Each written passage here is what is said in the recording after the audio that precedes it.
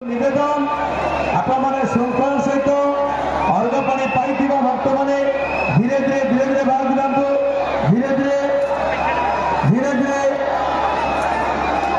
धीरे बाहर मानतु ठेलापेला करूँ ना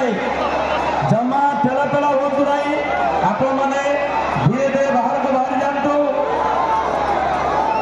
सामना पट खोला अच्छी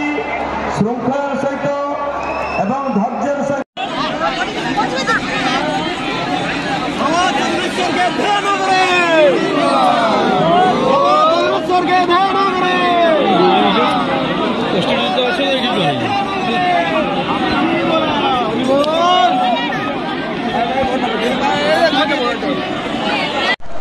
धीरे धीरे मारो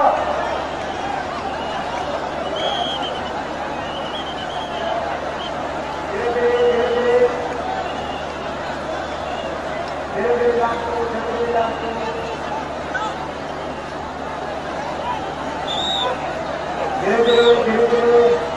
बाबा चंदन स्वरूप को ध्यान पड़ेगी बाबा चंदन स्वरूप को ध्यान पड़ेगी धीरे बाबा चंदन स्वरूप को ध्यान पड़ेगी